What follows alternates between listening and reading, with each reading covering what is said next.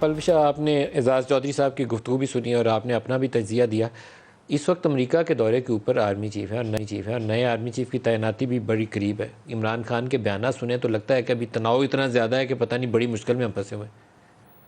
دیکھیے یہ بڑا گھنونا کھیل کھیل رہے ہیں. ایسی بات نہیں ہے کہ اب اتنے ماہ ہو گئے ہیں اور یہ ساری چیزیں جو ہیں ان کی کڑیاں آپس میں نہیں جڑ رہی. چاہے ان کے بیانات ہوں، ان کے چیف آف سٹاف کے بیانات ہوں، ان کے اور لوگوں کے بیانات ہوں، ان کے سابق کابینہ کے ممبران کے بیانات، یہ ایک طرف جسے کہتے ہیں نا ہدف لے کر وہاں تیر برسا رہے ہیں.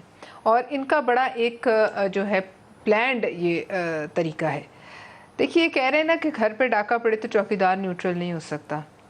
لیکن اگر ملک کا وزیر اعظم جو ہے خود اگر وہ ڈاکوؤں کو سرغنہ ہو اور وہ اپنے گھر کے خلاف خود سازش میں ملوث ہو اور اپنے ملک کے خلاف وہ خود یہ گھنونا کھیل کھیل رہا ہو، تو پھر اسے سربراہ کا کیا انجام ہونا چاہیے؟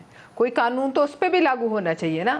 دوسری بات جو آپ نے کہا، ہاں، اور جب آپ کو یاد ہوگا جب اس ملک پر جس وقت یہ چوکیدار تھا عمران خان، اور اس ملک پر بھارت کی طرف سے کلبھوشن بمباری کرنے آیا تھا، تب اس نے کیا کہا تھا کھڑے ہو کے نیشنل اسمبلی میں؟ تب یہ نیوٹرل نہیں ہوا تھا.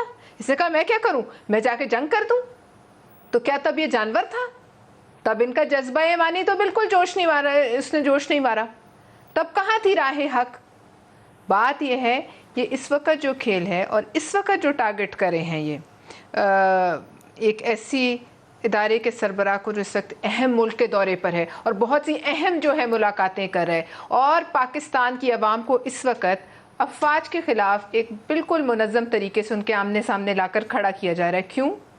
کیونکہ ان کے خلاف انسٹیگیشن یہ کر رہا ہے تاکہ وہ دورہ جہاں وہ ہیں اس پر ان باتوں کے اثرات پڑیں.